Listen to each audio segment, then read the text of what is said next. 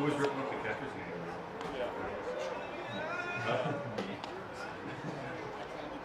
You're funny. I didn't realize it was out there. I got it right at least 3 times that game.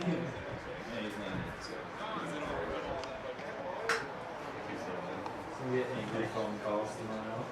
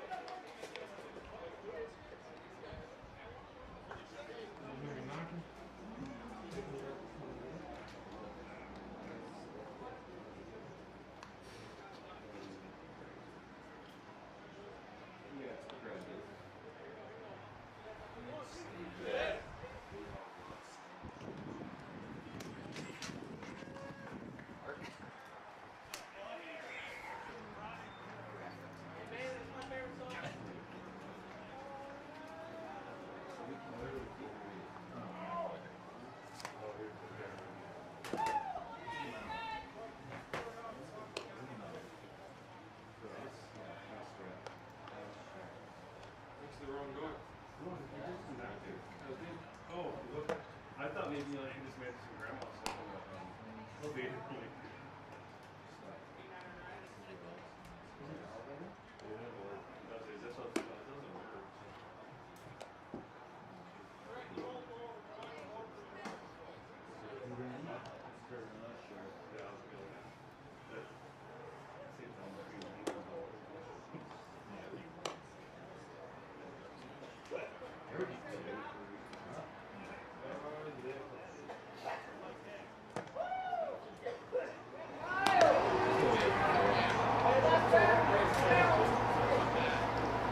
Welcome back to ACTV Game 2 of this club baseball doubleheader. Adrian College versus Oakland University. Adrian, of course, took the first game by a score of 12-4. We'll see if they can keep the bats and the pitching rolling in this one. Number 9, Kyle Stratton, is on the mound for the Bulldogs.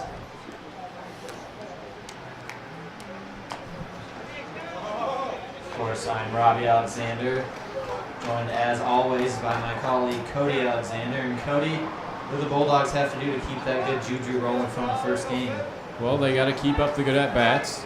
Don't know exactly who the Grizzlies are going to throw at them this game, but got to stay patient. Stratton's got to bounce back. He's got 2 2/3 innings under his belt, but has given up 9 runs, so we'll see if he can reverse his fortunes today. Leading off for the Golden Grizzlies is Tony Slagle. He'll take a first pitch ball right there. Slagle started at pitcher the first game, gave up a few runs on some bad breaks and some hard hit balls and moved out to left field. He takes a strike right there on the inner half of the plate. Count goes to 1-1.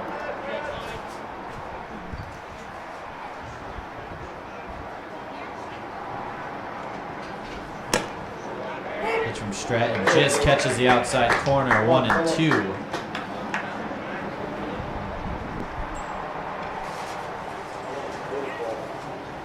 Here's the payoff pitch. Ball inside, almost hits Slagle as he stumbles over the plate. Count runs even at 2 apiece.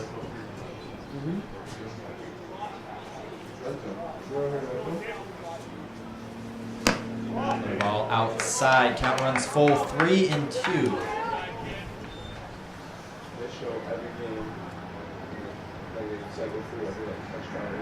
Here's the pitch.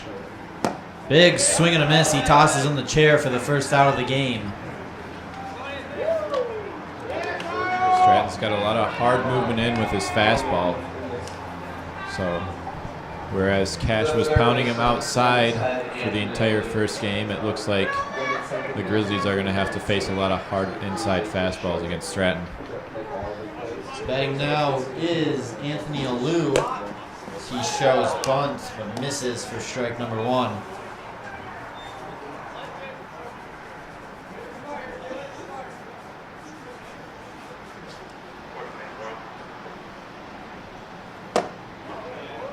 That strike catches the outer half of the plate. It's quickly 0-2. Alou led off the first game, went 1 for 4 with a single and a run in his first at-bat. And another big swing and a miss. Tosses him the chair. Second strikeout of the game already, and it's a quick 2 up, 2 down for the Golden Grizzlies. A lot of good movement from this lefty on the bump right now. It's going to bring up the center fielder, Nick Baker. So watch a ball sail outside, 1-0.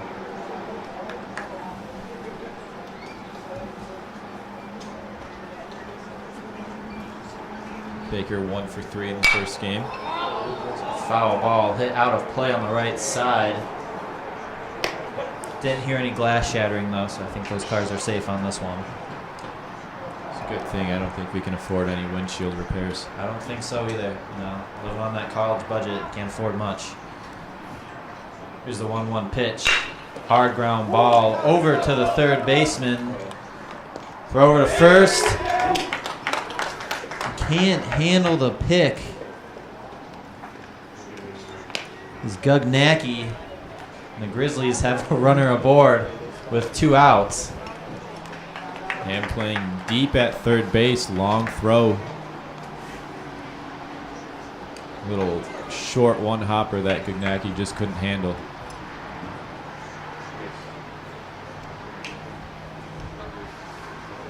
They'll bring up the catcher, Austin Macias, played third base the last game. Take a ball inside, 1-0.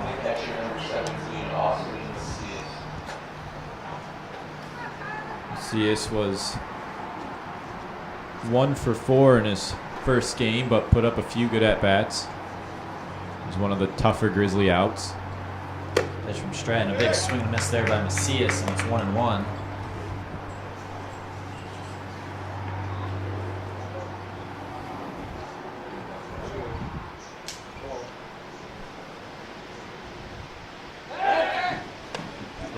First, but back in time.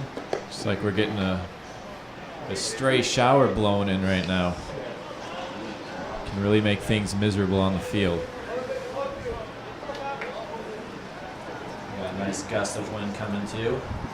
Ooh, and that one high. Gets Macias right in the back. I'd say between the letters, but that one looked like it hit above. Lucky that he turned in, because that was right up by the chin, not where you want to put it. As you were just saying, the wind and the rain makes playing out there miserable. Pitch right to the back probably doesn't make things much better. No. Makes it sting even worse. So that's going to bring up a designated hitter, AJ Choik.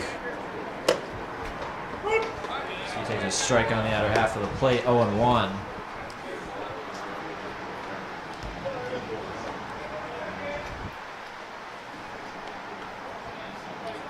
Checks his man. Here's the pitch. Foul ball, a little bit of a defensive swing, and that one finds its way out of the stadium.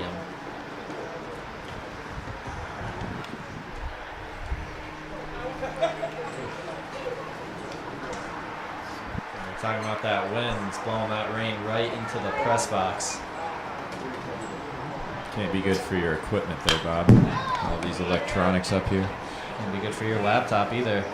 See, your phone's got a couple drizzles on it. That's why you get the waterproof case for everything. Gotta be ready for Mother Nature. This is why we pay him the big bucks, folks. Here's the pitch from Stratton. Ball in the dirt. Brings the count to 1-2.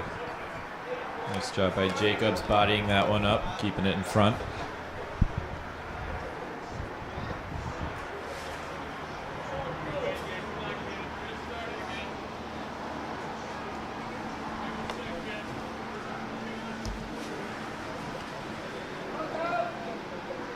There's a 1-2. Ball high, evens things at 2-2.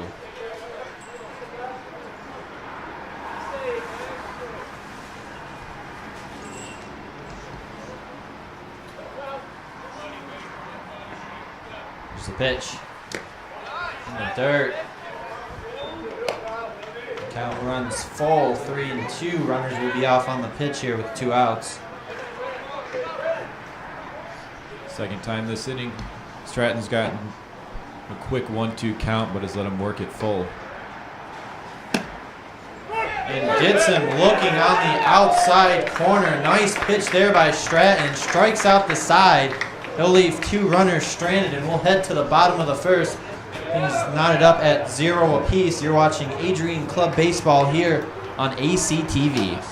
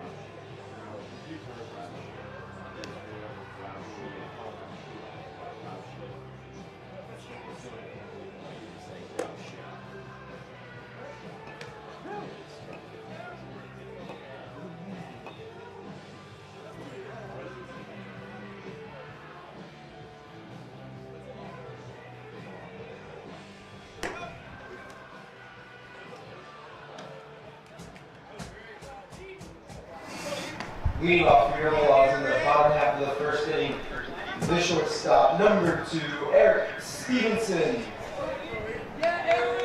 Bottom of the first here at Nicolay Field, game 2 of a doubleheader, and leading off for Adrian is the shortstop, Eric Stephenson. Hit it inside the Parker, his first at-bat the last game. And we'll watch that ball on the turf to start this at-bat.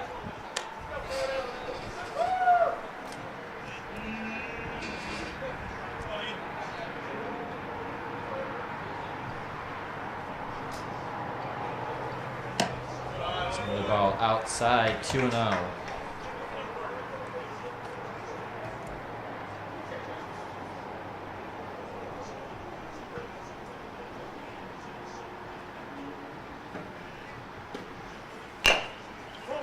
Foul ball off the foot. The first strike of that bat.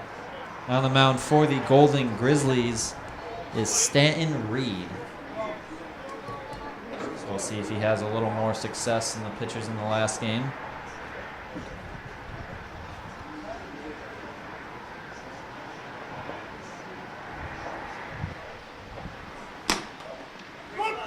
So that ball finds the strike zone and evens things up at 2 apiece.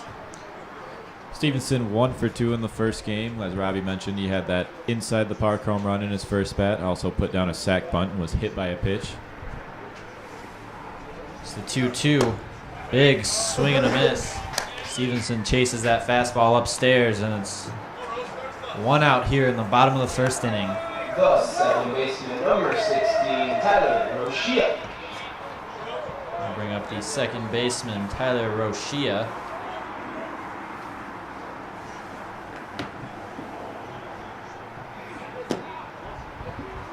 That pitch misses just low, and it's 1-0. Rochia had himself a game. The top half of this doubleheader was 3 for 5 with 2 triples, scored 4 runs, and had a dandy of a play over at second base. It's that pitch from Reed just finds the inner half of the plate. That's things up at 1-1.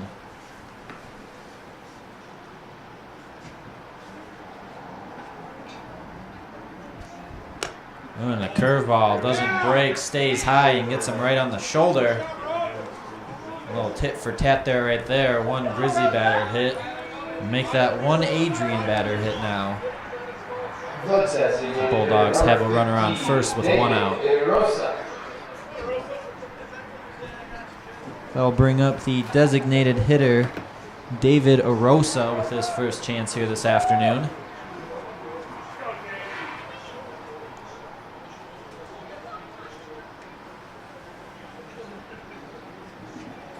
Pitch from Reed is across at the knees, 0-1. Rosa didn't get any action the first game, but he's hitting .375 on the year with 4 runs driven in. Has himself a double and a triple.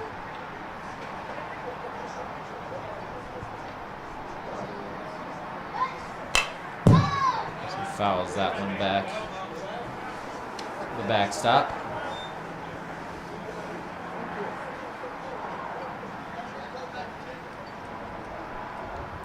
Rosa sporting that old school half calf high sock. Don't see that much nowadays. You either have the full high sock or the cleat cuts. Doesn't have the stirrups either, just a nice straight black sock. So he fouls that one off to the right side. You don't see that much nowadays, like you said. You know, nice clean cut, not trying to be too fancy. He's also got the all black cleats. He's keeping it simple, you know. Just going out there going about his business. That's what you like to see. He takes off on the pitch. The throw from Macias goes into center field. Rochia will hold. The Dogs now have a runner on second with 1 out. Yeah, not the smartest throw by Macias there. He was lucky that he had Baker backing him up, but Rochia had a great jump, wasn't going to get him. So it would have been better just to hang on to that ball.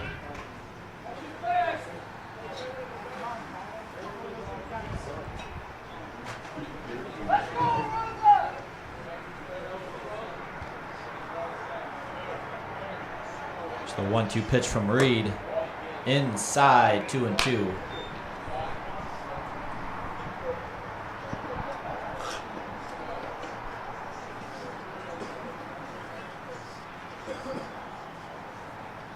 As Arosa steps out to recompose himself.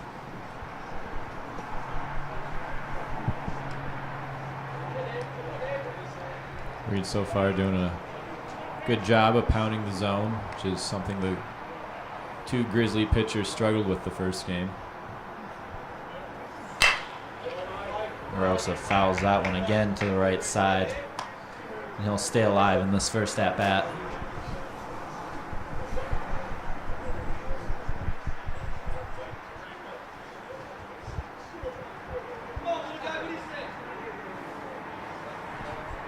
Infield in normal depth. Middle infield shaded a little bit up the middle.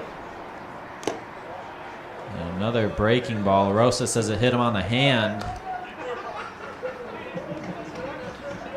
The umpire's going to call foul ball instead.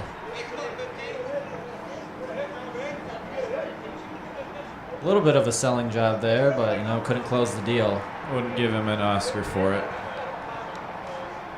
So the count stays 2-2, and he'll pound a foul ball down the third base line. Nice backhanded play by Coach Greenwood. We've talked about it in game one. He still has those soft hands. He made the throw this time, though. A little bit of redeemer after throwing that other one away. That's what you like to see. Oh, and little bluff over to second base there.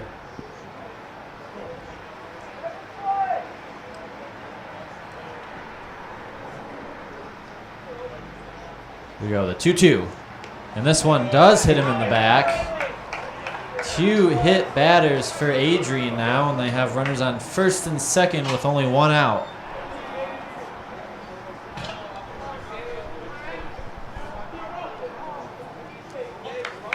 Going back to Coach Greenwood, he was a pitcher for the Bulldogs from 2011 to 2014. He had a 14-11 career record and a .237 earned run average, with both rank in the tops for all-time Bulldogs.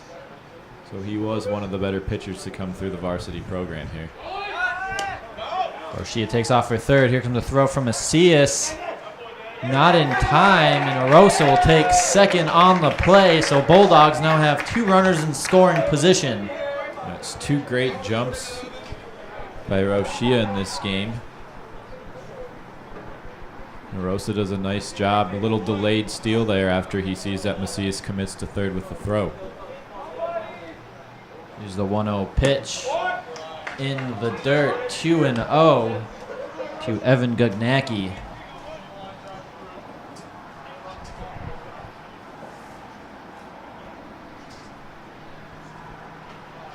Reed working from the windup. There's a hard hit up the middle, base hit past the shortstop. That's going to bring in Roshia. They're going to hold a Rosa at third. And it's an RBI single by Gugnacki, and the Bulldogs take an early 1-0 lead. Just a little more of what Gugnacki did the first game. Hitting it where it's pitched, gets another RBI. The left fielder, number 28, Carson. He is having himself a day so far. Now up to bat for the Bulldogs is the left fielder Carson Withers. They'll swing at that first offering, but foul it off to the left side.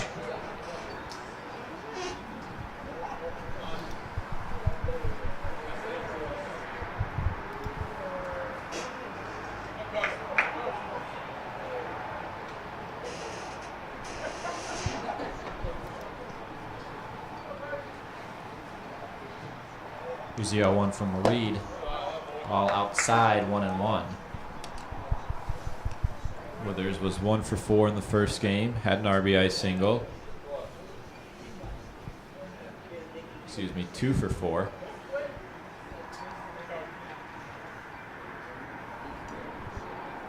Pitch from Reed. Another ball outside, 2-1.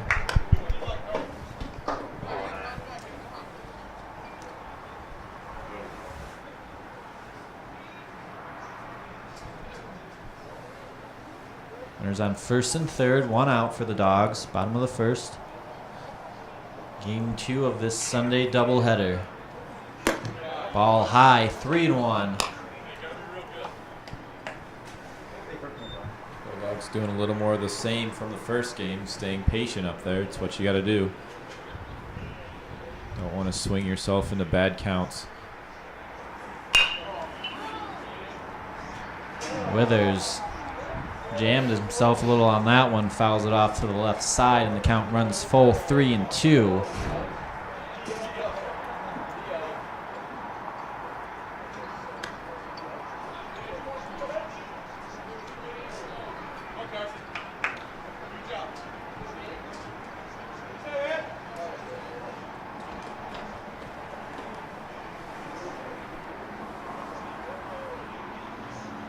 The pitch.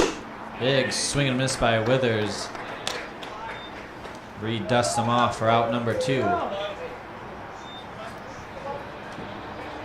Big cut there by Carson. The center fielder, number Looked like he was swinging for the fences there, pulled his head off. Really the first really big cut that we've seen by the Bulldogs all day. Trying to do a little too much there. Beidel fouls that first pitch straight back. It's 0-1.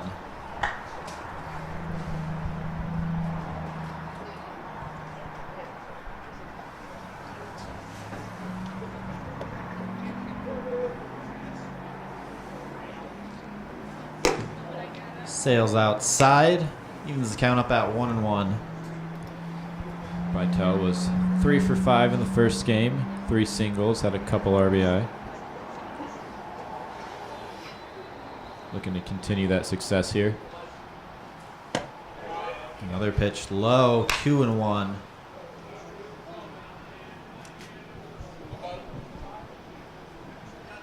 Should he keep this inning alive, that'd bring up the third baseman, Jordan Ham.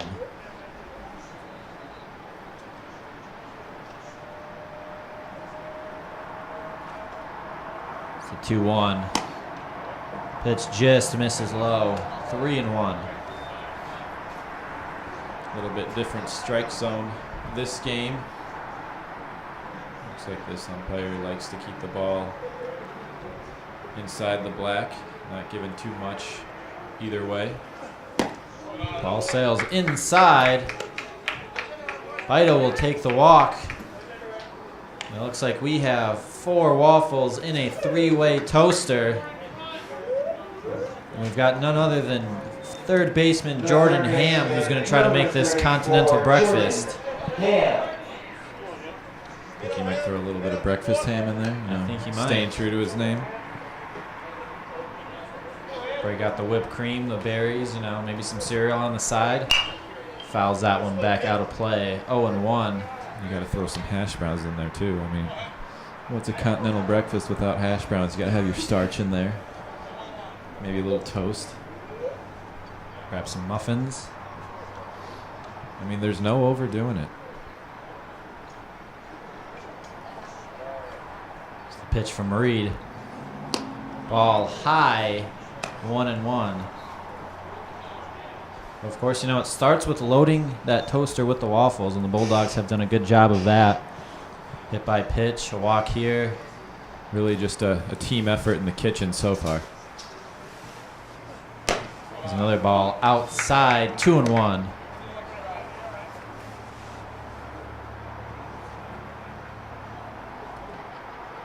There's people out there that don't like a good continental breakfast, and that's just sad. It's not a life to lead. And that pitch just finds the outside corner. And we'll even the count up at 2-2.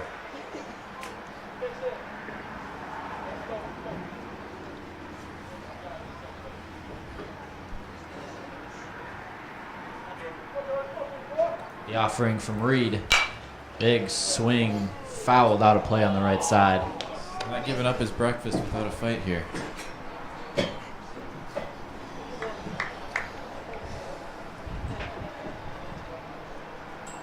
You gotta cook it at the right temperature, and he's definitely doing that, battling off some pitches.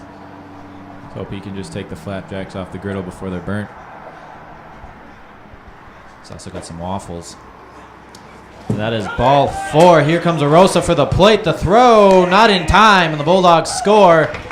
It's 2-0. Wild pitch there by Stanton Reed, and Arosa comes scurrying home. The Bulldogs still have runners on second and third with 2 outs. Looks like Reed couldn't wait for breakfast. Had to give him a hand himself. Just uncorking a wild throw there. But we still want more. So Ham with a chance to drive in a couple more. Here's the pitch. It's a ball high. And we'll reload the toaster. 4 waffles in the 3-way toaster, and we'll do it all over again. Now up to bat is number 6, Brandon Milligan, playing right field in game 2 of this doubleheader. The pitch from Reed falls low, and it's 1-0.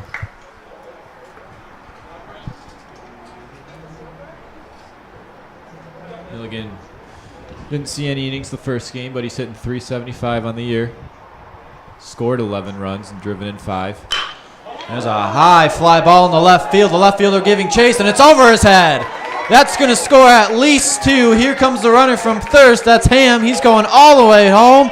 And it is a bases-clearing double for Brandon Milligan. And he's made the continental breakfast. 5-0 Bulldogs here in the bottom of the first. Slago playing shallow again in left field, but that doesn't take anything away from that hit by Mulligan. Takes advantage of a fastball about belt high and just rips it to Hopper off the wall, and it's what you want to see. Big run inning for the Dogs in the first here, and poised to make it an even bigger inning with Mulligan standing on second. Maybe 5 in the afternoon here, but Sunday brunch was just made by Brandon Milligan. That's going to be all for Stanton Reed. Oakland's going to bring in a new pitcher. We'll give him a chance to warm up. Be right back with more club baseball here on ACTV.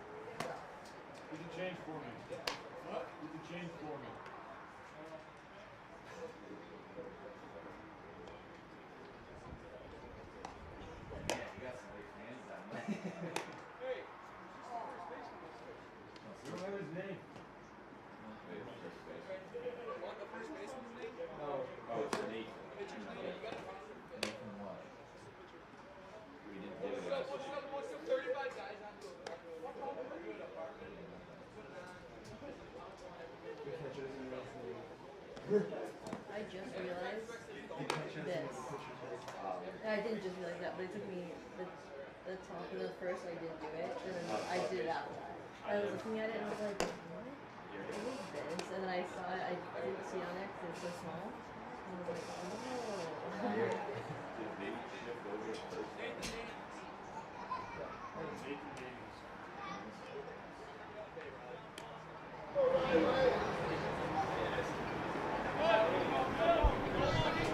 Nathan Daniels is your new pitcher for Oakland University, as he was playing first base. Stanton Reed and him flip-flopped. So no new players enter the field, and he throws a first pitch strike to number 40, Riley Jacobs, who's catching this game.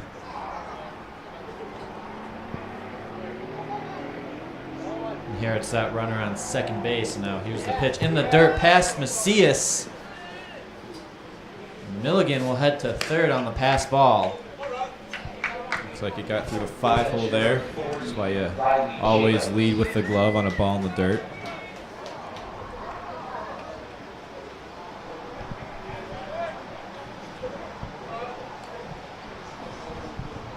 Here's the 1-1.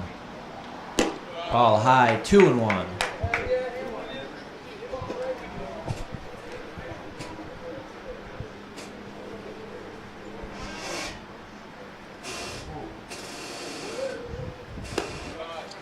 Another ball high, 3-1.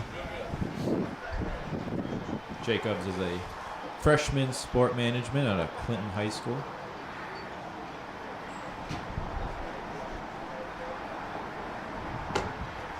The ball sails across the top left side of the strike zone, excuse me. And I'll take the count full 3-2. Clouds begin to roll back in here at the Nick. And there's another ball high. Riley Jacobs will take first base. Runners on the corners with 2 outs, and that'll take us back to the top of the lineup. It's the shortstop, Eric Stephenson, struck out his first time up.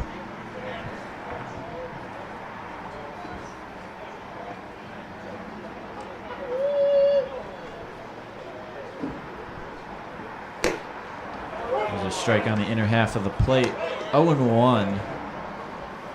We've got some disapproving groans from the Bulldog dugout.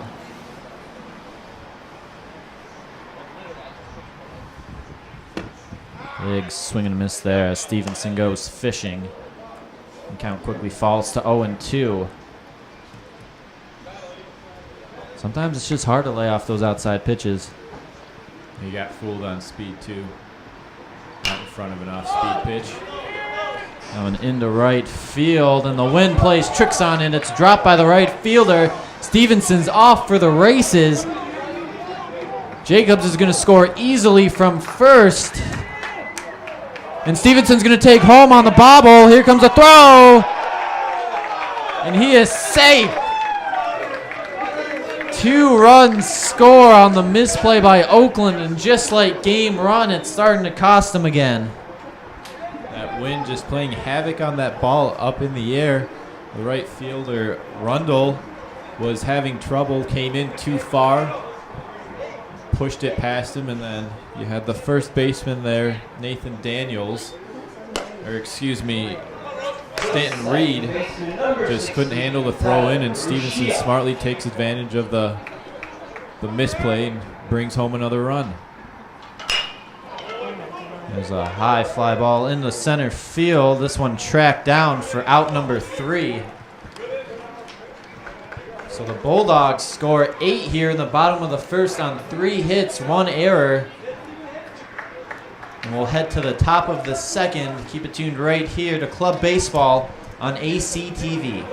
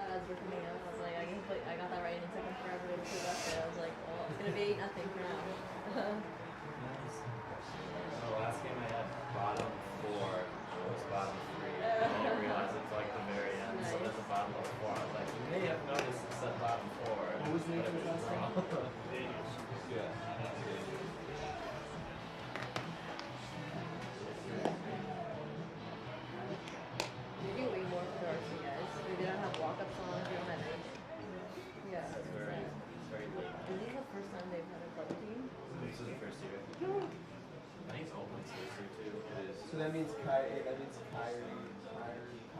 is Rundle. Yeah. I think it's Kyle.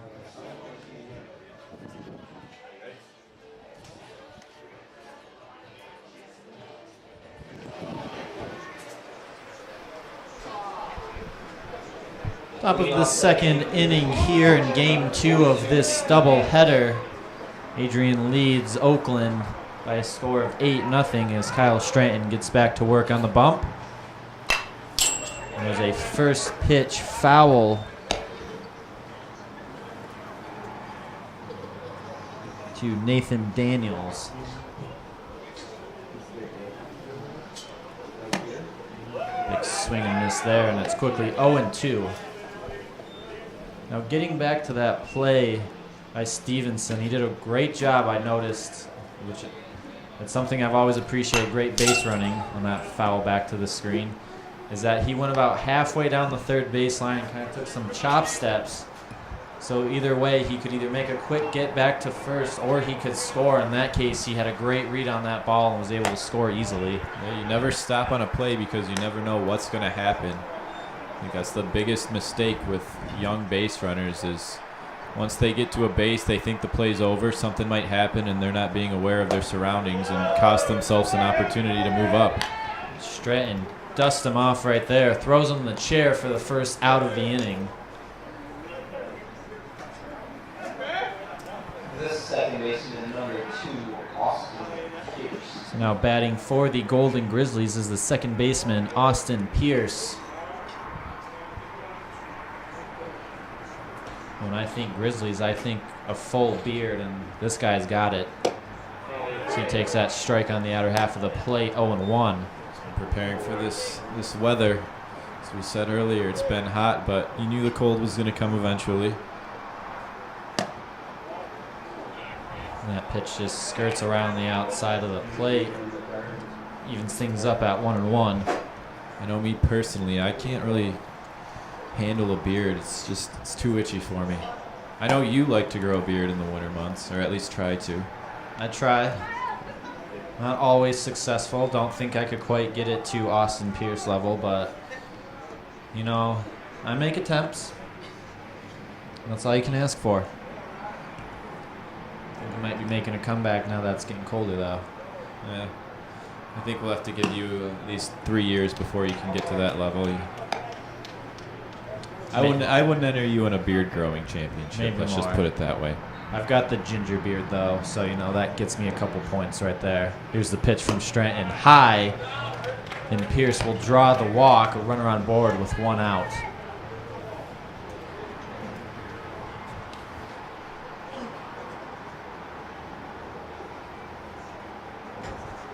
Nicolay Field, number 3, Kyle Rendell. That'll bring up the right fielder, Kyle Rundle. Runner takes off for second. Here's the throw, and safe. Good throw there by Riley Jacobs. Pierce just beats it.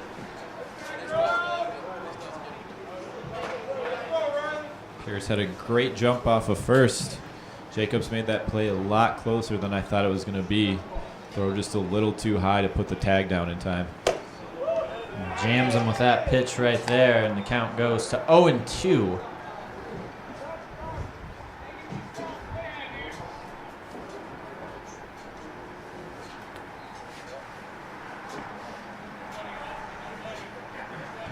Here's the pitch in the turf, 1-2.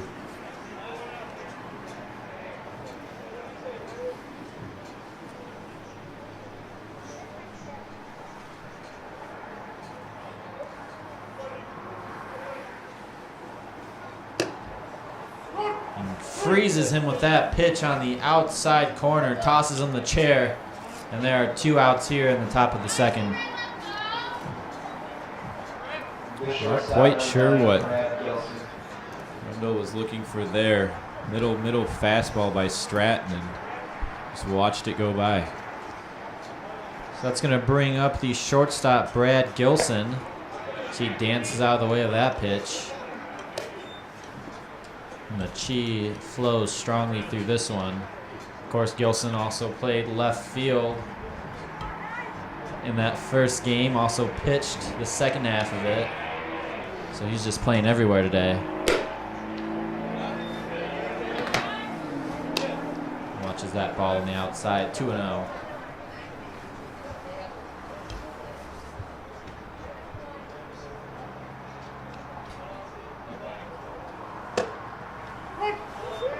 Dances out of the way of that pitch, but the umpire's going to call it a strike, and it's 2-1.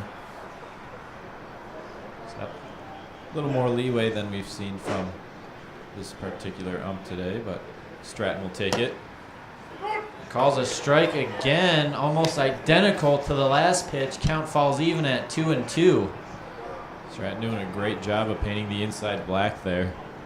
That lefty angle, sometimes righties get a little nervous, think it's going to tail into him, and then dusts him off on the outside.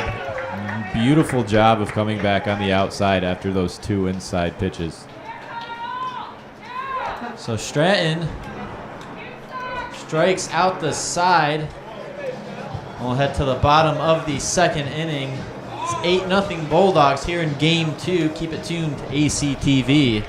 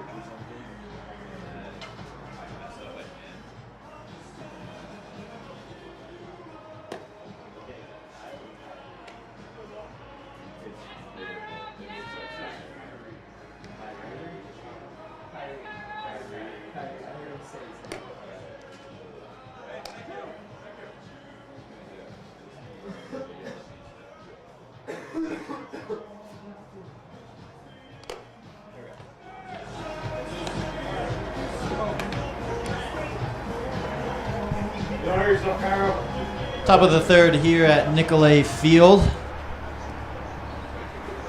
Leading off the bottom of the David second, Arosa your leads Bulldogs. off the inning. The designated hitter, number 15, David Arosa. And in between innings, the Bulldogs jamming to some Never Give You Up. Keeping it loose here today. You got to throw a little Rick Astley everywhere. Wherever you are, you just got to throw some of that in there. It's one thing I like about this club baseball is you can keep it loose. You've seen guys dancing. You've seen guys pointing to the press box during their at-bat. It's a good time as Arosa grounds that one. Nice backhand by Pierce. He bobbles it, though. And Arosa's going to be safe at first. Nice attempt, but just can't handle it. Looks like he tried to flip that ball into his hand rather than reaching in. And cost himself an out there. Another error by the Grizzlies. So runner on board.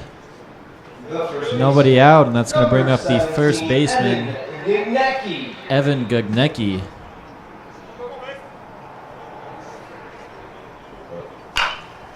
It's a little bloop on the right side. That's going to fall. Nobody's going to be at first. And a bloop single by Gugnecki puts runners on first and second. Not the best contact there, but sometimes it's better to be lucky than good. And able to find a hole. Number 28, Carson Withers. That's going to bring up Carson Withers. Struck out his first time up. Here's the pitch. Strike on the outer half of the plate. 0-1.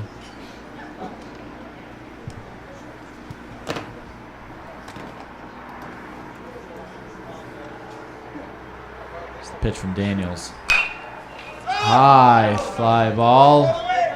Foul territory, but the third baseman will haul it in right at the fence for out number one.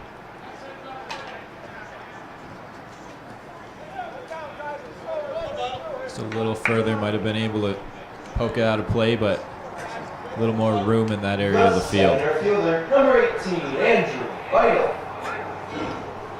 So with that, that's going to bring up the center fielder, Andrew Beitel.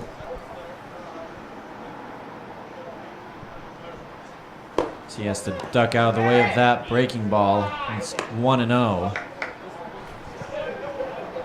Beitel's a freshman business major out of Sterling Heights High School.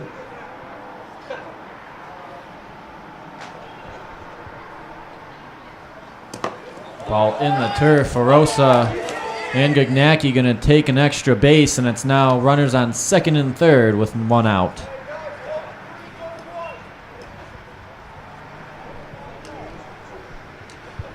You see he's having a little bit of a rough game behind the plate. Tried to body that one up, but wasn't able to square up to it just enough, and it glances off to his side, allowing the runners to move up. 2-0 from Daniels. As Beitel tries to check his swing, but hits a foul ball instead, and it's 2-1.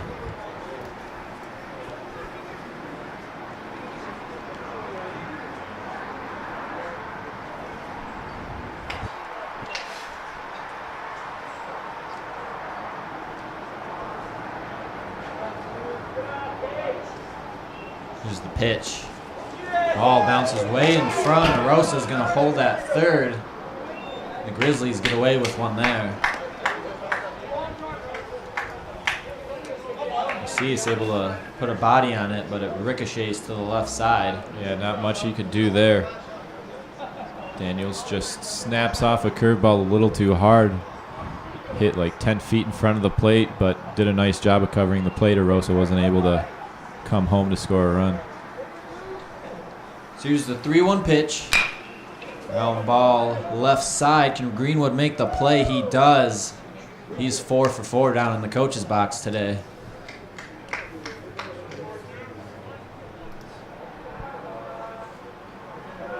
Wonder what kind of lotion he uses to get those soft hands down there.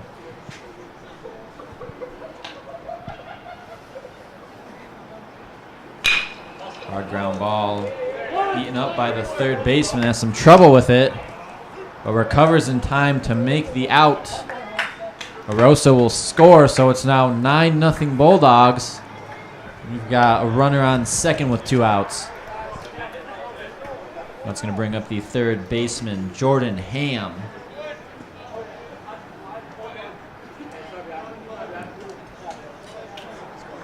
The third baseman, number 34, Jordan Ham. That ball sails inside 1-0.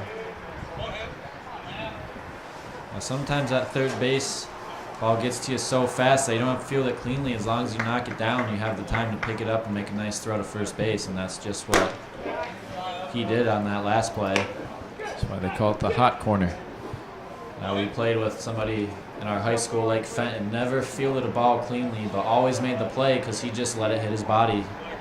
The best third baseman in the league. His name was Joey Bugner. It's a legend over in the Linden Fenton area.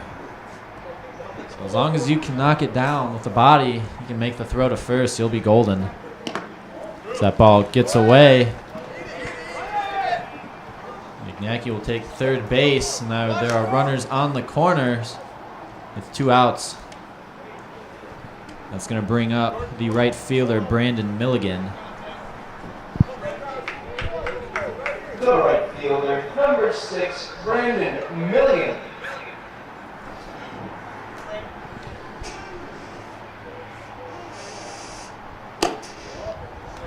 First offering sails high, 1-0. Milligan had that big bases clearing double back in the first inning.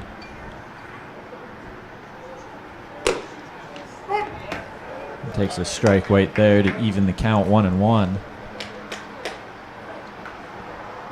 Should he keep the inning alive, that would bring up the catcher Riley Jacobs. And he'll watch that ball go on the outside part of the plate, but just a little far off. It's 2-1.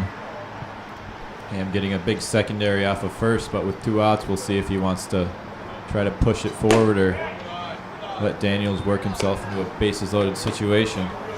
Looks like he might do it right there. Another pitch high will bring the count to 3-1.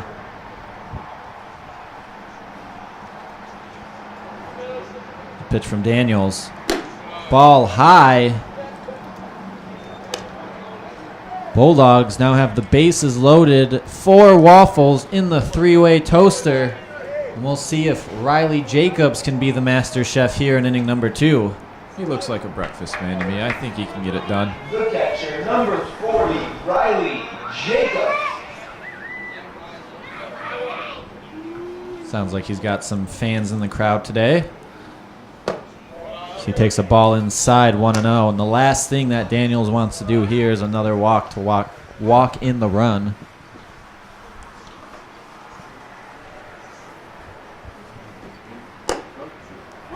And that pitch finds the top half of the strike zone, evens things up at 1.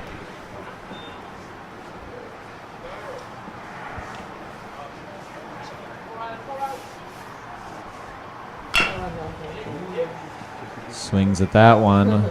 Over to Greenwood at the third base coach's box and make that 5 for 5 today. And he may be MVP of the game with those hands. Give that man a gold glove.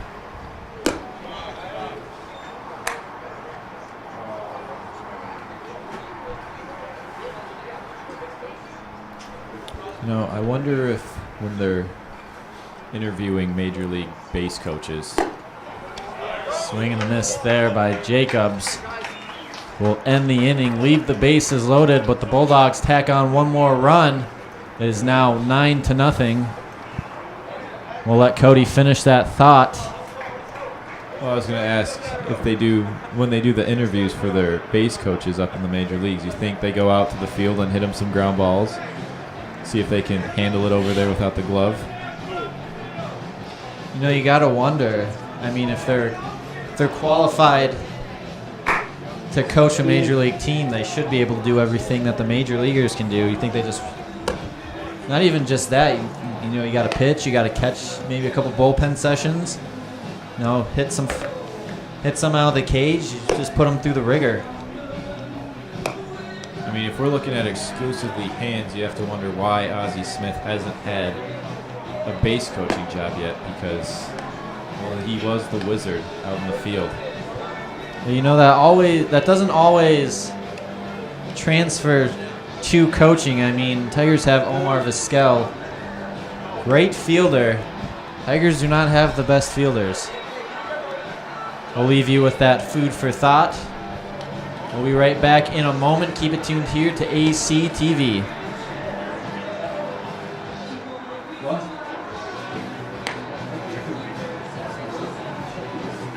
Thank you.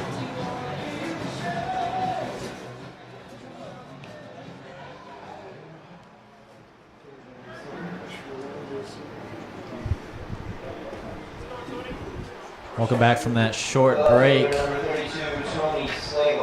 Top of the third, Tony Slagle in the batter's box as Stratton gets back to work, and we'll throw a ball right there. Going back to the Tigers issues, who do you think they'll hire for their manager next year? You know, I saw right before this game that Freddie Gonzalez was the front runner. I think they said Gabe Kapler too. So, not really sure. Not really sure who would be able to turn this team around either is the thing. I mean, we're going to be in a rebuild for a couple of years, so. I mean, the thing they're looking at right now is experience. They want to have somebody who's been through the rigor, help these rookies get up into the show them what it's all about. But 18 candidates, that is unheard of for a managerial search in the major leagues. And not a lot of high quality. I mean, they have experience, yes, but there's no Tito Franconas out there, no Joe Madden type. So I think what they're going to have to do with the choices they have is get a buffer from now until when they're competitive again, whenever that may be. We could always bring back Jimmy Leland, though, you know. It's always an option. Not saying I agree with it, but, you know, never take him off the table. Big swing and a miss right there by Anthony Alou. Tony Slagle drew the walk to start this inning. Here's the pitch. In the turf. Jacobs can't handle it. And Slagle thought about taking second, scurries back to first instead, and he'll be back safely. Do you think Jimmy Leland would really want to come back to managing after he won the World Baseball Classic last year, finishing on top? You know, I don't. But, you know, some people, if you put, you put enough gravy on those fries, a little moolah, it might happen. There's a pitch from Stratton inside, but it's going to catch the plate. Brings the count to 1-2.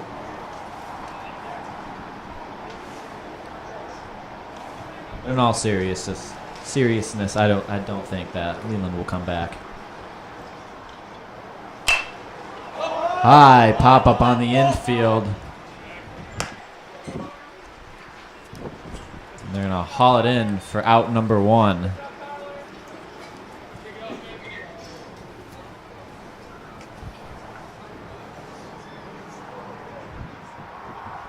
So up now is the center fielder, Nick Baker.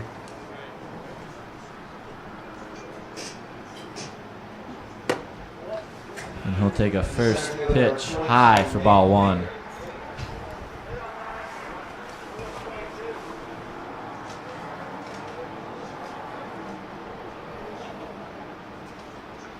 Ball on the turf, blocked by Jacobs. Count goes 2-0.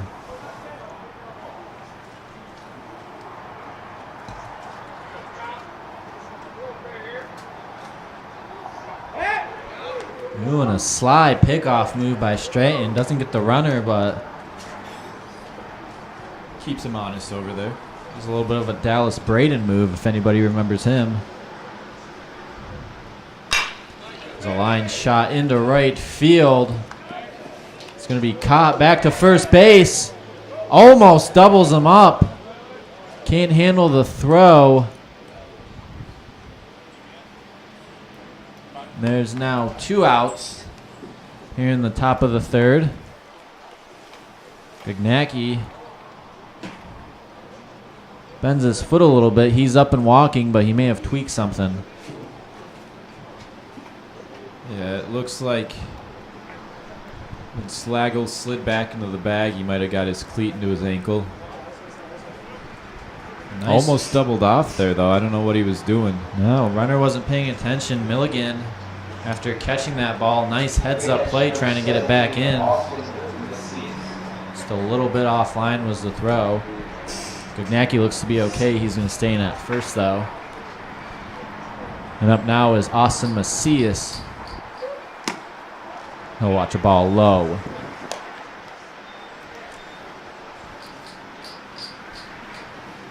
Macias hit by a pitch his first at-bat. He'll foul that one straight back to even the count up at 1-1.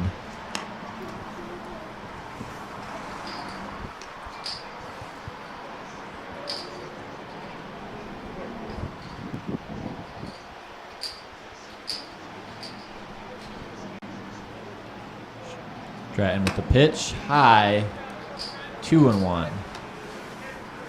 Now, that's another thing you got to appreciate about club baseball is that you don't have a set position. It's more like playing high school fall ball, where you can play any position you want. If you can throw, they'll let you throw a little bit. You can play infield, you can play outfield. It's really just a relaxed atmosphere to get some more playing time in.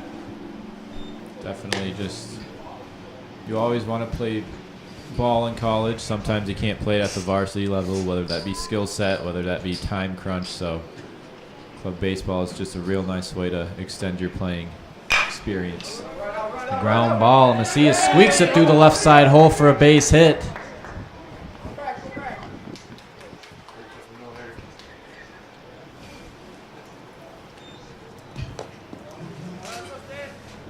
Slagle thought about third. He scurries back to second instead. And with that hit, that is Oakland's first hit of the ball game. And they now have runners on first and second with 2 outs. And Stratton catches the inside corner with that one. 0-1.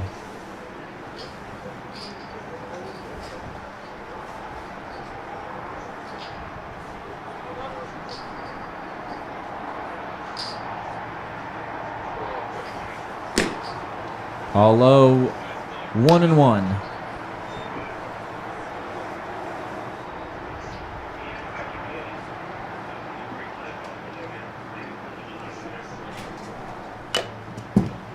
So fouls that one back, 1-2.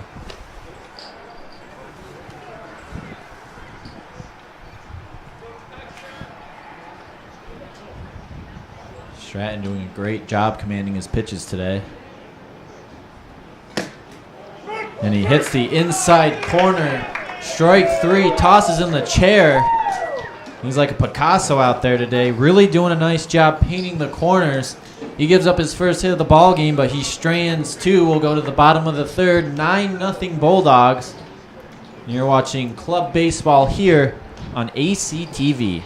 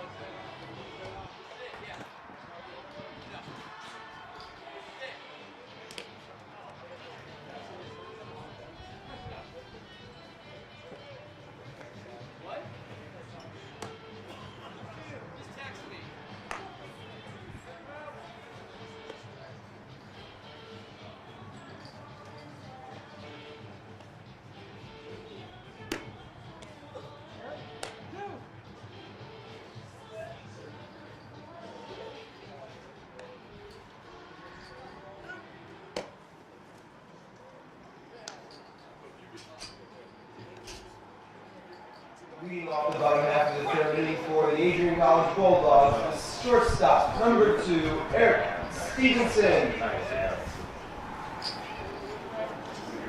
No. Bottom of the third inning here at Nicolay Field, 9-0 Bulldogs. As Eric Stephenson leads things off. That pitch high, 1-0 as Stephenson has to duck out of the way there.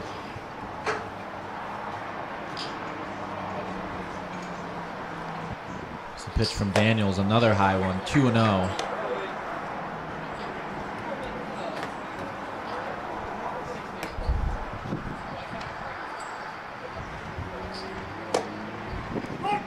This one finds the top of the strike zone, 2-1.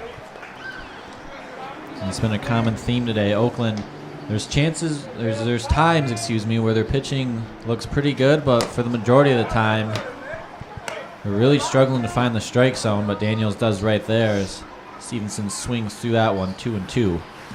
So a lot of 3-ball, 2-ball counts that they've had today, and that's not the best thing to do when you don't have a huge roster to work with. It's not a great thing to do, regardless of if you have a big staff.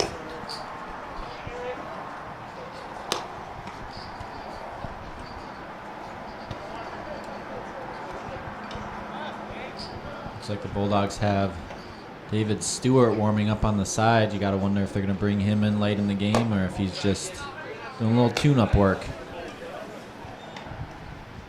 Well, I imagine with this 9-run lead, they might want to get a couple guys in to get some innings in. Ball high. Stephenson draws the walk to lead off the inning. That's going to bring up the second baseman, Tyler Rochia.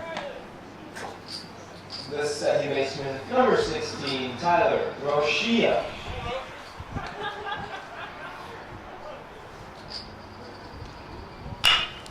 Hard ground ball right to the shortstop. Flips to second for one. That's all they'll get.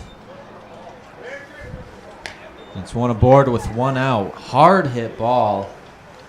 Shortstop kind of got taken by surprise right there. Yeah, it looked like a tailor-made double play off the bat, but Pierce struggled with the transfer, so they'd have to settle with the fielder's choice. That's going to bring up designated hitter David Arosa. Reached base twice today. Scored both times.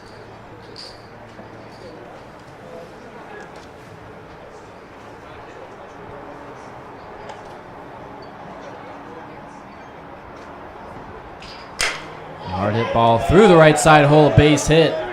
Rochia is going to go to second, and the Bulldogs have runners on first and second with one down. Sounded weird coming off the bat there. Yeah, not much of a ping. Not like it didn't get a real lively spot of the bat, but nonetheless, takes the pitch right where it was thrown at him and just hits it through that right side. And that's going to bring up the first baseman, Evan Gagnacki.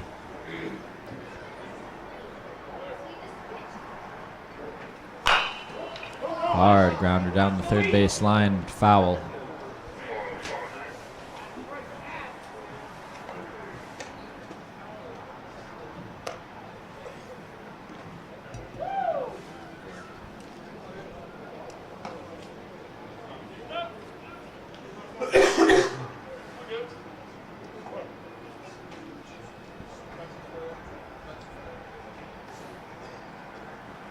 Daniels checks his man at second. Now the pitch in the dirt, blocked by Macias.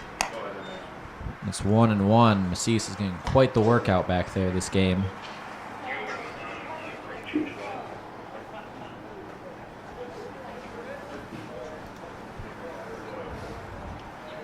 Back pick to second. That one's off the bag and in to shallow center field, but not deep enough for Rochia to advance, and the runners will hold.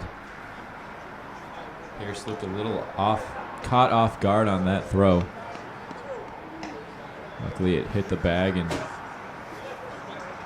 center fielder Baker was there to back it up again. And a couple times today he's had to back up a throw to second. There's the 1-1 pitch. Swung on but fouled to the right side.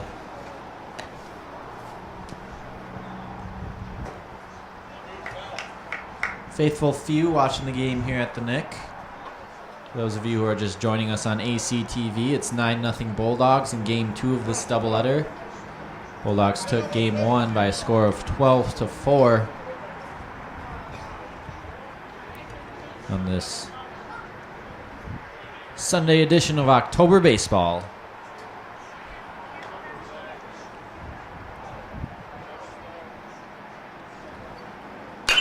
It's a breaking ball, jams him. Is he going to bloop into left field?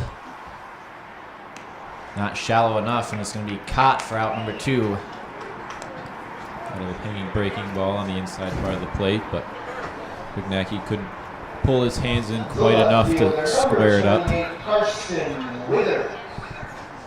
So that's going to bring up the left fielder, Carson Withers. Try to keep this inning going with 2 outs.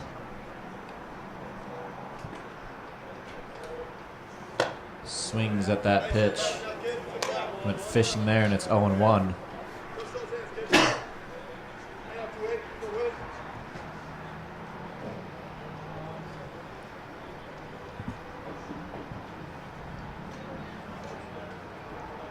Daniels checks his man. The pitch. Low and outside, 1-1.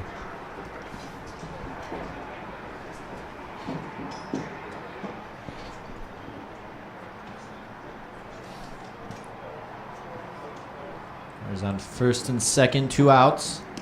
Another pitch in the dirt. Mercedes blocks it. Runner breaks for third, and he's in safe. Great heads-up base running there by Rochia. Yeah, tough one to block there. Came up and had to get it with his shoulder, but Macias might have been better off just throwing to second. Zarosa did not have quite the jump that Rochia did to third. So Withers now has 2 runners in scoring position and a chance to extend this Bulldog lead, and he'll put that one right back up the box. Misplayed by the shortstop. He'll have to hold on to it. Rochia is going to score, and it makes it a 10-0 game here in the bottom of the third. The center fielder, number 18. A physical error caused by a mental error. Shortstop Gilson took his eyes off the ball. Looked like he was going to throw it before he even had it, and because of that, he cost the Grizzlies another run. That brings up the center fielder, Andrew Bytel. He'll take a ball high to start the at-bat. Second error of the game for the Golden Grizzlies. Here's the pitch, low and inside. It's 2-0. Jordan Ham waiting on deck.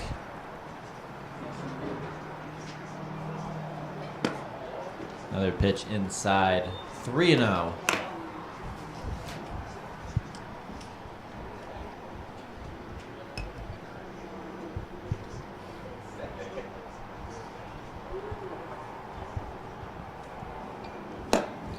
Ball high. Vitale draws the walk, and there's runners on the corners with 2 outs and Jordan Ham up to plate. Excuse me, there's a wall in my way. We've got bases loaded. 4 waffles and a 3-way toaster, and once again, the master chef, Mr. Gordon Ramsay himself, Jordan Ham, trying to make this continental breakfast. We'll take that first one high for ball 1.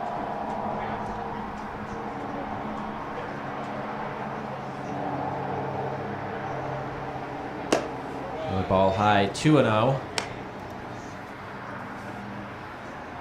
Ham in 2 plate appearances today already has 2 walks.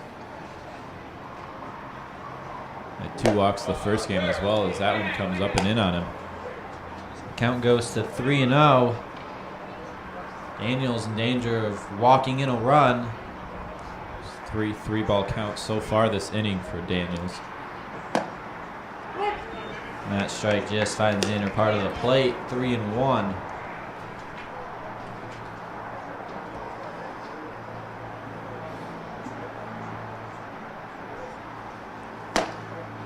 Ball inside. It's going to walk in a run, 11-0 Bulldogs, as a waffle has come into the continental breakfast, but still a chance to break this thing wide open. And able to. It's Brandon Milligan, who made the continental breakfast the last time with the bases clearing double. He's got a chance to maybe be the best breakfast chef we've ever seen. Ham able to feed a family of 4, but let's see if Milligan can open up the buffet here. He'll take a strike right there, 0-1. That was a good one. I like that one. You got a lot of time thinking between homework, what you can say during the broadcast. Milligan takes another strike. This one on the outer half of the plate. It's 0-2.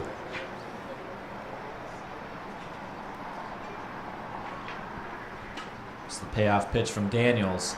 A ground ball over to the shortstop. Pick not handled by the first baseman. And Bytel's going to take advantage of that. Come in to score. 2 more runs come in. 13-0 Bulldogs. And another error by the shortstop, Brad Gilson, and he is not having a good inning out there today. Now another little short hop throw over to the first baseman, but that's a play that The catcher, number 40, Stanton Reed has to make down there, and Vital head down running all the way, able to bring himself across. And it's going to bring up the catcher, Riley Jacobs, trying to keep this 2-out rally going. He takes a strike right there, 0-1. Bulldogs, 13 runs, only 6 hits on the day.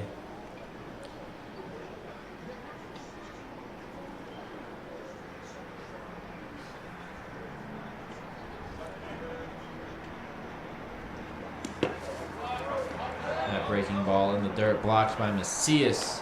That's 1-1. But, you know, you can't write these Golden Grizzlies off. I mean, it's their first year in the program, and you can tell they're still out there grinding out every play. You know, things aren't going their way, but you can still, they got a lot of heart and they got a lot of hustle. You know, anything can happen. Look at the New York Yankees, the underdogs against the mighty Cleveland Indians, and they came back from a 2-0 deficit to move on to the pennant chase.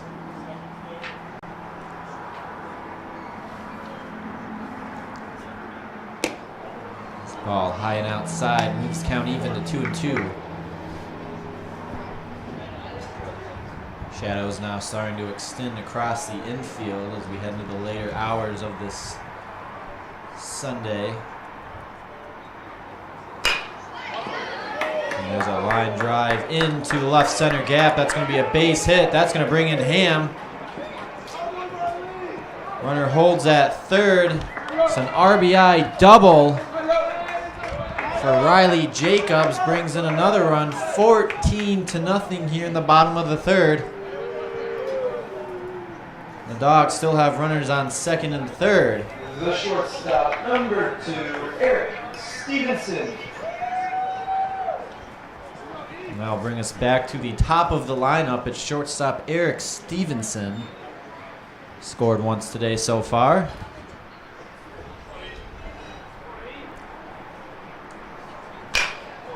And there's another ball into the gap, but the left fielder Tony Slagle is going to run that one down.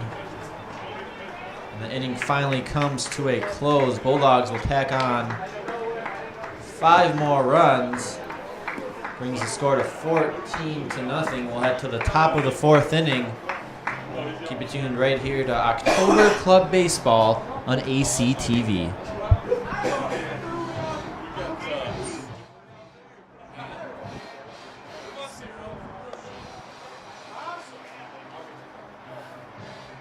Stewart for Ham at third, and Acero for Roshi at second.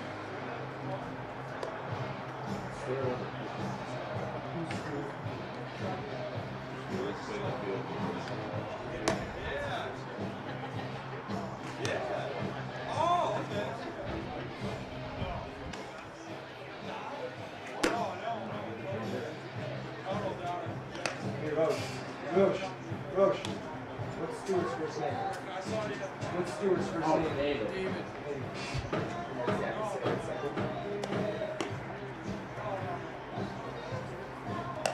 Your attention, please. Now entering the game for the Bulldogs at third base, David Stewart. And also entering the game for the Bulldogs at second base, Zach Acero.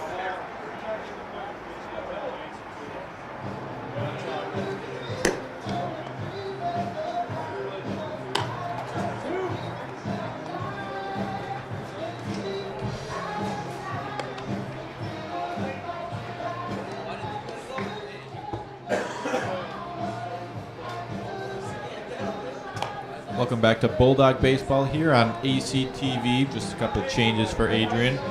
Now entering the game at third base for Jordan Ham, we have David Stewart. And replacing Tyler Rochia at second base is Zach Acero.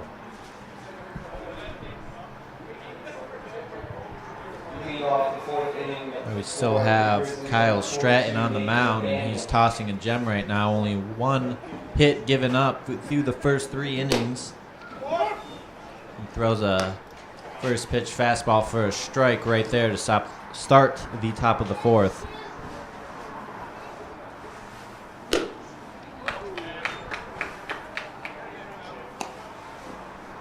As Daniels swings through that one, and the count quickly falls to 0-2. As the payoff pitch, dust him off, throws him the chair right there, and it's a quick 3-pitch strikeout to start the top of the 4th. That's what you call good morning, good afternoon, and good night. It's going to bring up the second baseman, Austin Pierce.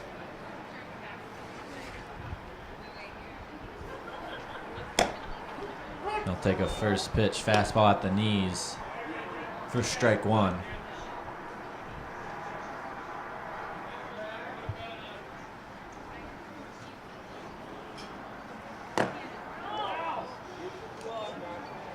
That ball too far inside. Here's the count even at 1-1. Nothing fancy about what Stratton's doing here today, just pounding the zone with hard fastballs that tail end to the right-handed hitter. The Grizzlies just aren't able to square it up. Pierce takes a hack at that one, but can't connect, and it's 1-2. Here's the payoff pitch. Big swing and a miss. Second chair toss this inning. And Stratton continues to rack up the strikeouts, and there's 2 quick outs here in the top of the 4th. That is 9 strikeouts so far for Stratton.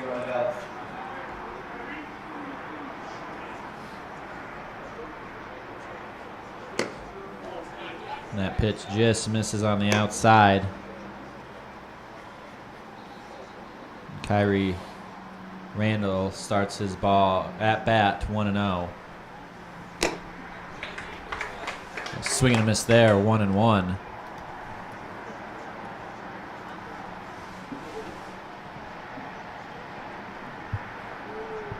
Here's the pitch from Stratton. Rondell lays off that one. It's 2-1.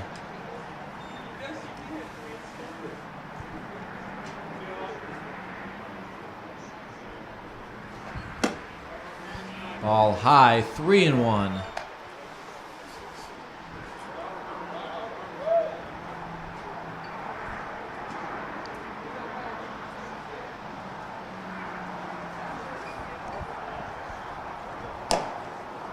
It's a strike at the knees, and the count runs full, 3-2, as Rondell tries to keep this inning alive.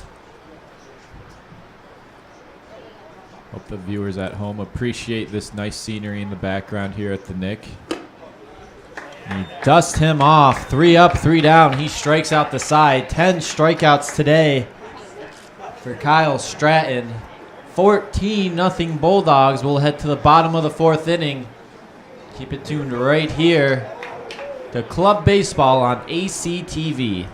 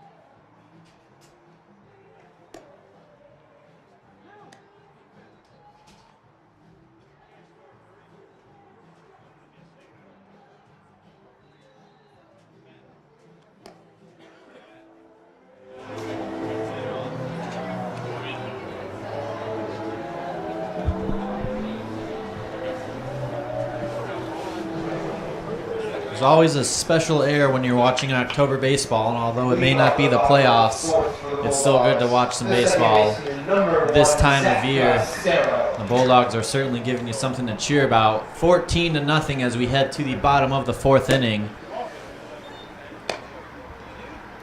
As Zach Aceros takes that first pitch for a ball, 1-0.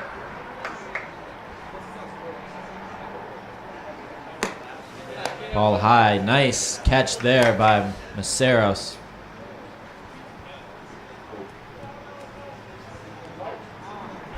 It's 2-0. Macias, excuse me. I'm getting two names mixed up into one.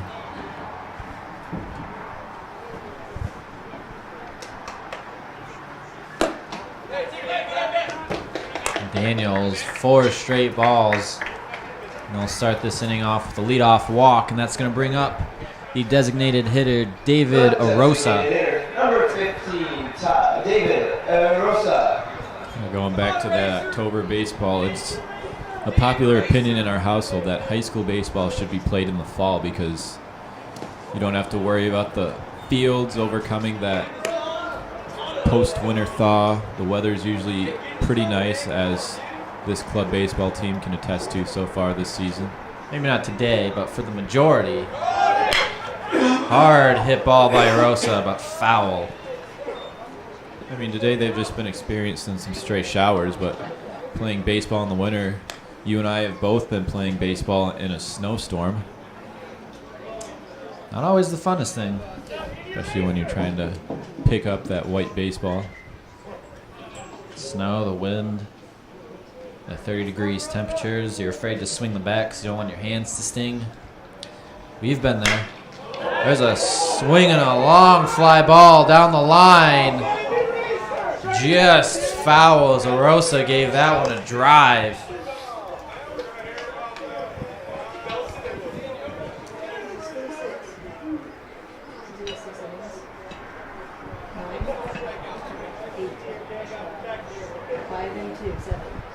There we go. Having some math difficulties here, but yes, we play 7 innings here. Ground by Arosa over his second, flips to 2 for 1. As I'm trying to do some math right there. Either way, 1 out for the Bulldogs with a runner on first base. A little 4-6 put out at second base. So you may not be surprised to hear I am not a math major. Nonetheless, that's going to bring up the first baseman, Evan Gagnacki.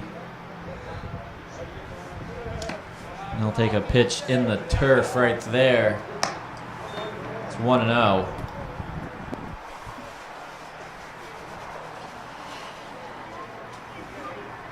Daniels checks his man at first. Here's the pitch. Ball high, 2-0.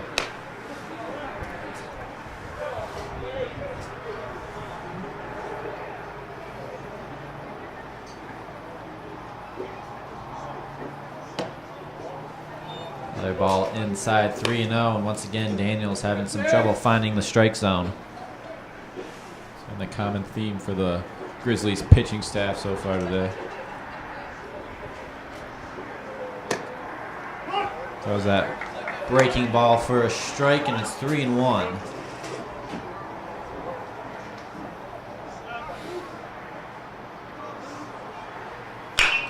Hard line drive down the left field line, but foul. That one will make its way into the bullpen.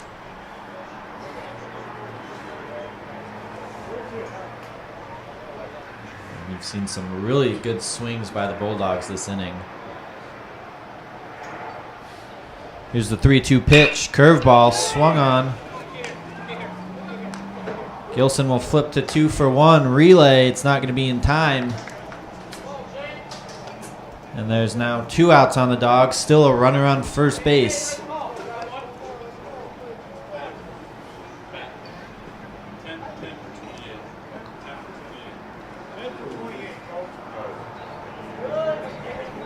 So we have a pinch hitter now for the Bulldogs.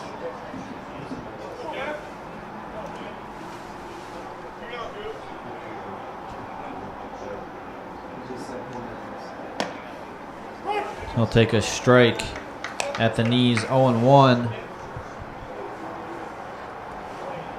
We don't have a name yet on him. We'll just say he's number 10. He'll take a ball high right there, evens things up at 1-1. We've got Cody on the case to find this name. It's number 10 takes a swing on that one in the dirt. It's 1-2. Heard that his name is Cameron, and the only Cameron we have on our roster here is Cameron Jimenez.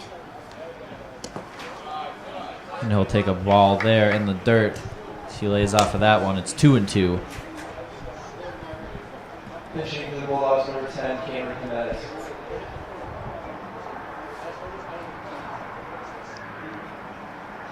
Is the offering from Daniels. Breaking ball just outside. 2-2. Full count.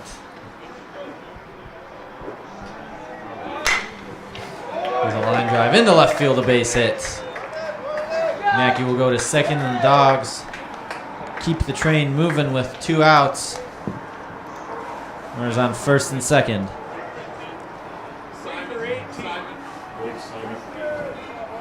Another pinch hitter for the Bulldogs. We've got number 3, Blake Simon.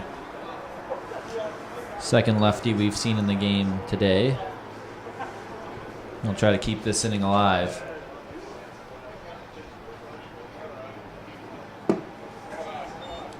That ball low.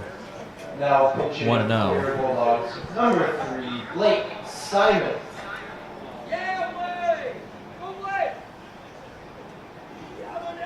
Daniels checks his man at second, brings the pitch. There's a high pop-up third base side.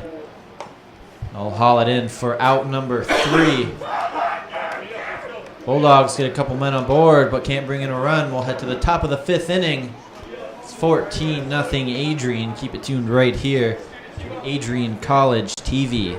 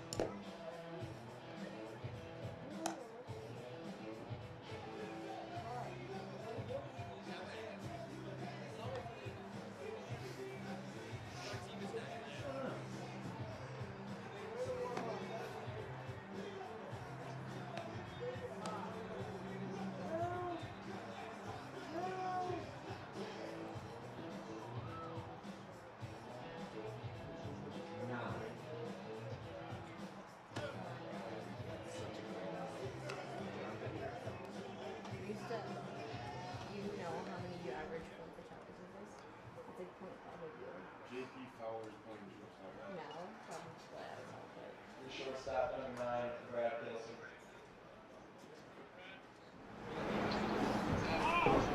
Top of the 5th here at Nicolay Field. 14-0 Bulldogs, and the shortstop Brad Gilson steps in to lead off the inning. Stratton gets back to work. Here's his first pitch, high and outside for ball 1. A few defensive substitutions here for the Bulldogs. Now at shortstop we have J.P. Fowler. Cameron Jimenez is now playing left field in place of Carson Withers. And Blake Simon has taken over for Bytel in center field. Another ball right there from Stratton.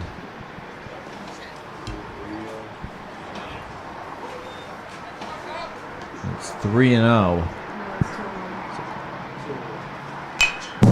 Foul back.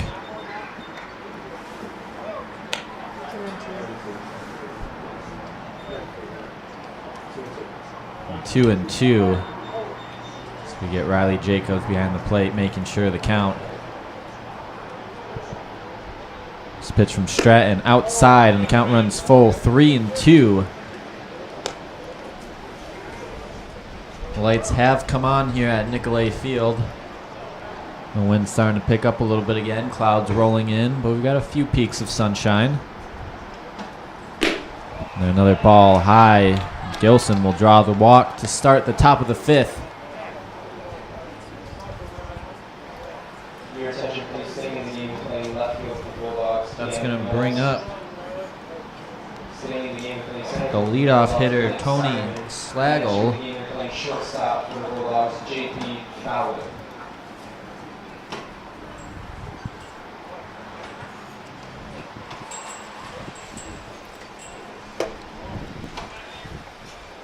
Take that first pitch as a ball, 1-0.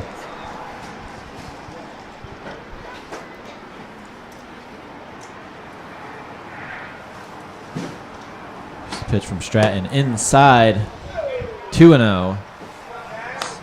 And picking up a little bit here at the Nick as the temperature continues to drop.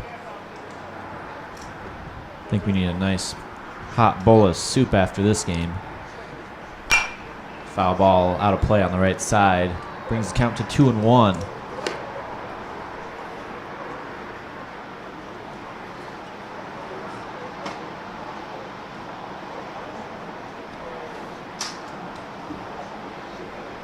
Here's the pitch. Hard ground ball to the left side. Nice play. Can't come up with it as it'll dribble into left field. And the Golden Grizzlies now have runners on first and second with still nobody out here in the top of the 5th inning. Fowler did a nice job of covering the hole, getting over that ball, but looks like it jumped right over his glove at the last second into left field. That's going to bring up the first baseman, Anthony Alou, with a chance to drive in the Grizzlies' first run of this second game. So he takes the ball high, 1-0.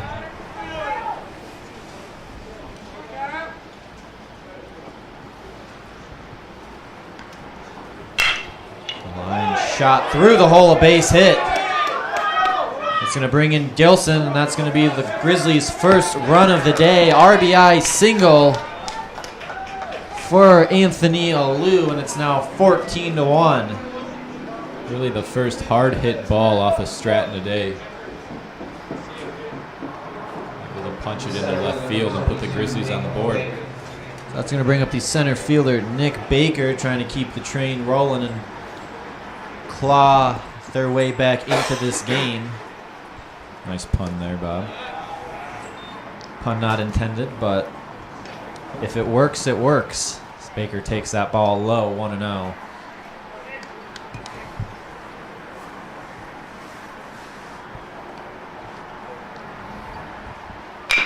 It's a ground ball. Foul just on the outside of the bag. Stewart was all over that one.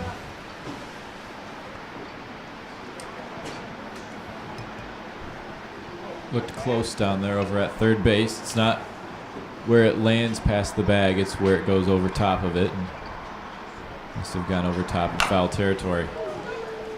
Going off the end of the bat, dribbler, that one will roll foul. Count now 1-2.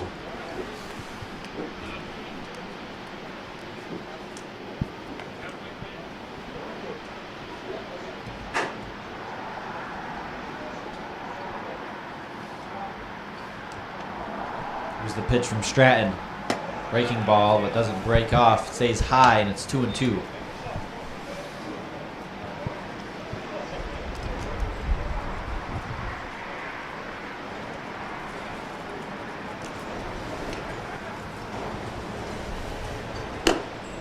Another ball high. Count runs full. 3-2.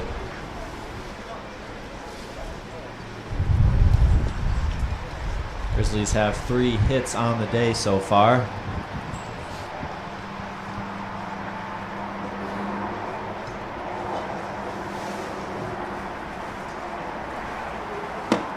That one will sail inside, ball 4. And just like that, Oakland has the bases loaded with nobody out. That's going to bring up the catcher, Austin Macias. But not before a visit to the mound by Coach Brent Greenwood. Yeah, tough break by Stratton there. Got ahead early in the count and lost it. He's got a 13-run lead here, just needs to pitch to contact.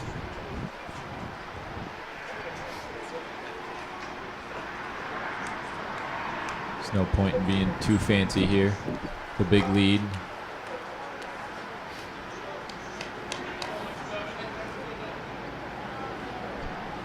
Macias 1 for 1 today, has a single, also was hit by a pitch. He'll take that first pitch for a ball.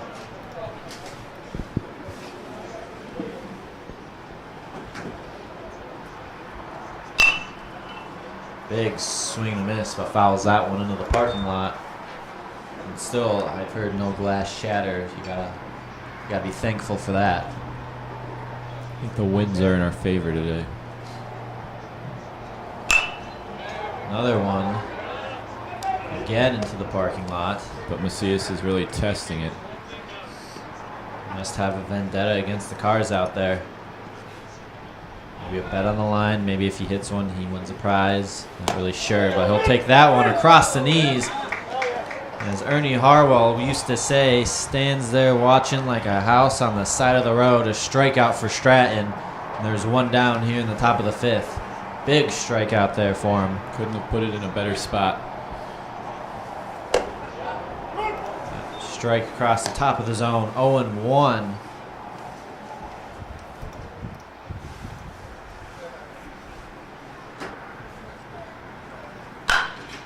Stan Reed drives that one foul down the right side.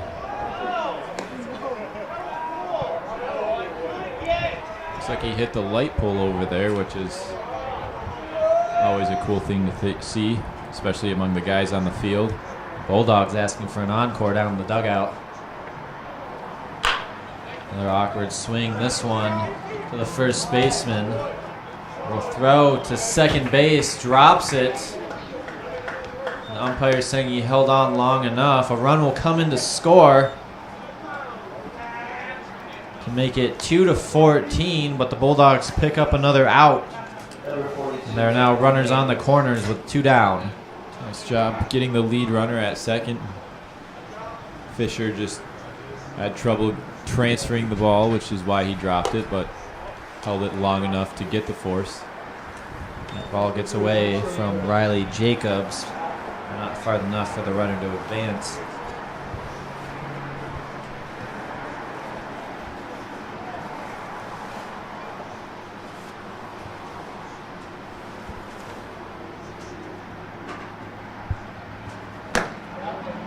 That strike comes across at the knees, 1-1.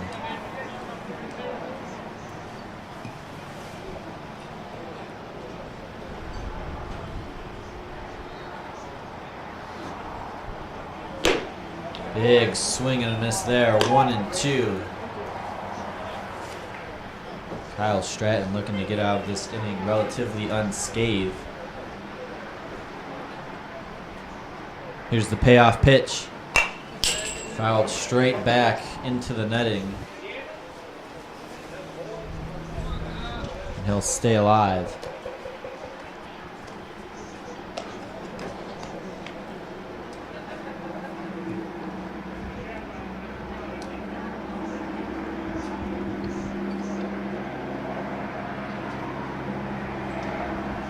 Gets a sign. The pitch. Just outside, and count goes even at 2-2.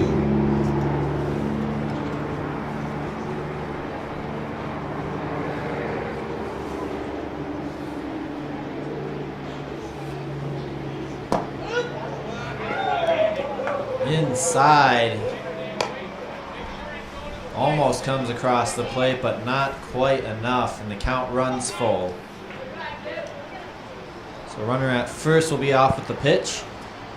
And it comes right now.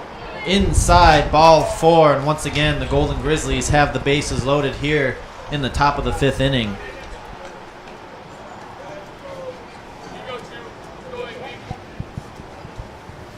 So it's going to bring up the second baseman, Austin Pierce. A chance to keep tacking on some run for these Golden Grizzlies. Swing and a miss there. 0-1.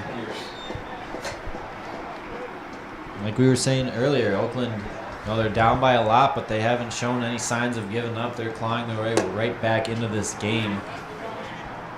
We've seen more patient at-bats in this game than we did in the game before.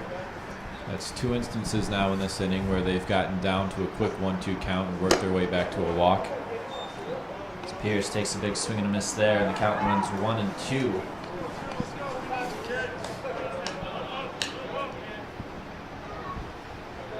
It's the payoff pitch. Inside, 2-2. The Bulldog dugout doesn't quite agree with that call, but nonetheless, umpire is the final say. That ball just high. Count runs full again, 3-2. It looked like it might have caught the black, but this umpire hasn't really been calling that pitch on the. Runners going off, and that ball is inside. Kyle Stratton will walk in a run. Doesn't quite agree with those calls. It's now 3-14 as Oakland continues to battle back.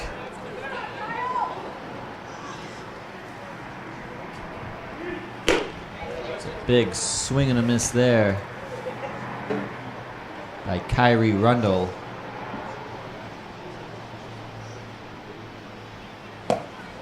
Ball inside, 1-1.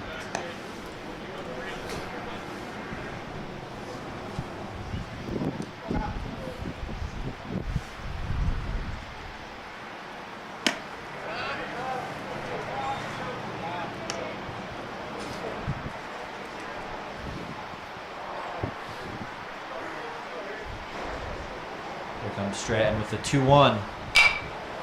Swinging a high foul ball on the right field line.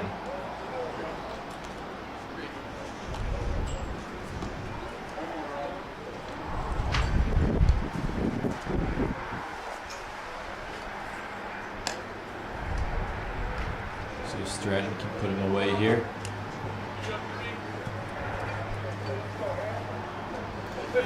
Two on Rundle, 2 outs, top of the 5th.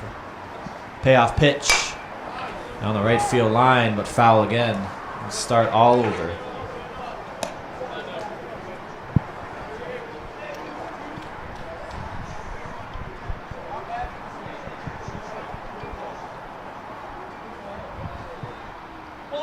Runners going the pitch.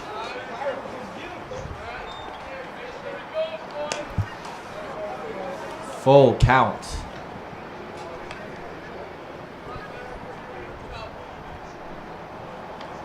Now the runners are going in the pitch. And gets him there. Freezes him. Strike 3 called.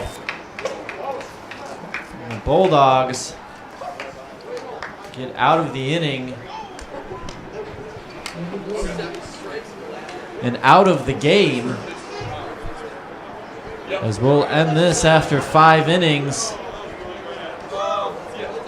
Bulldogs take game 2, 14-3. And Cody, what did you see here in game number 2? On the offensive side, we saw a lot of the same, a lot of patient at-bats, just putting the ball where it was placed. And Kyle Stratton on the mound, up until this last inning, was just spectacular, pumping the zone, letting his fastball work to the inside part of the plate. Ran into a little bit of trouble that last inning, had 6 3-ball counts, but able to just pound the zone in that last hitter and freeze him with that patented tailing fastball. So Bulldogs sweep this Sunday series against the Oakland University Golden Grizzlies.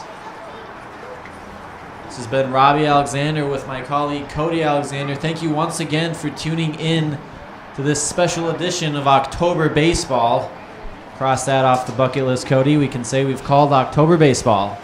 Here's to many more October games we can hopefully call. Thanks for tuning in to ACTV. This has been Club Baseball. Have a great Sunday evening. We'll see you next time. here on ACTV.